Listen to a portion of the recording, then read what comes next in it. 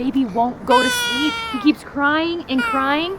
I've tried those wraps and slings and I just can't seem to figure him out. Let me try something.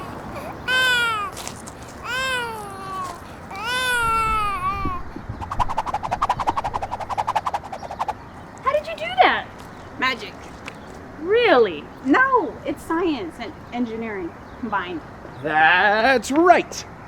When you combine knowledge and skill and need to protect our little ones, you get something that's not, well, maybe magic. It's something really, really awesome. And I'm gonna tell you all about it today, here on Indiginerd. Sorry.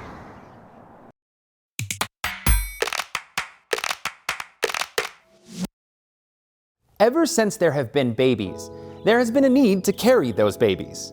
Our animal relations have numerous biological ways built in, but for humans, well, we don't have as many. And babies are, how shall we say, kind of vulnerable. A human child is at the mercy of the universe. Enter the cradle board.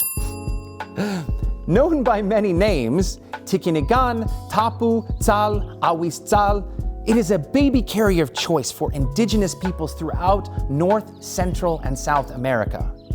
Although there were numerous variations, they all share common design features.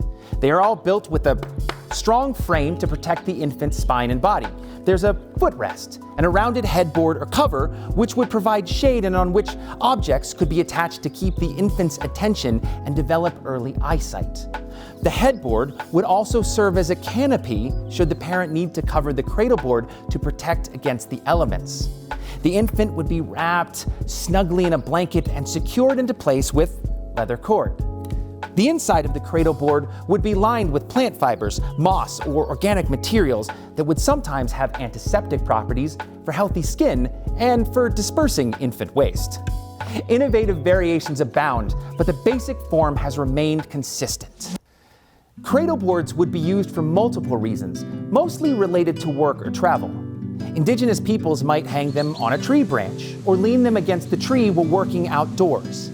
Inside, the cradle board could be propped up against the furnishing and would certainly keep the infant safe and secure for co-sleeping.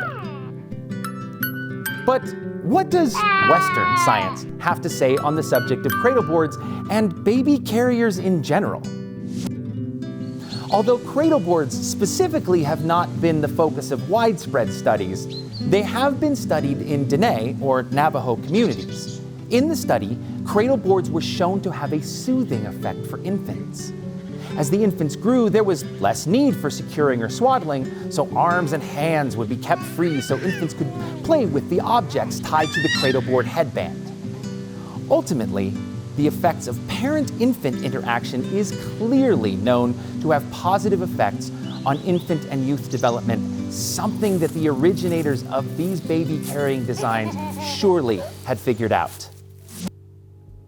Cradle boards have been and continue to be used by indigenous peoples from the subarctic to as far south as Patagonia at the edge of the Antarctic. Though many folks in the southern hemisphere use a sling or pouch, Aztec, Seri, and Mayan peoples all use cradle boards. Baby carriers abound throughout the world. Some are modern, some traditional, but all of them are about caring for our children. When my cousin was an infant, he had a hard time taking naps. One afternoon, a family friend came over to help with childcare. I stepped out for a moment, and when I came back in, the house was eerily quiet. Giving my friend a quizzical look and possibly panicked, she took me back to his room where he was snuggled in a cradle board she had brought over, fast asleep. Caring for our children is a biological imperative. When you bring together form and function to meet a need, you get something that can stand the test of time. And all those incredible designs are on display each and every day here on Indigigenius. Well, now what am I gonna do with this? Oh, that was easy. Ooh, sack full of cash.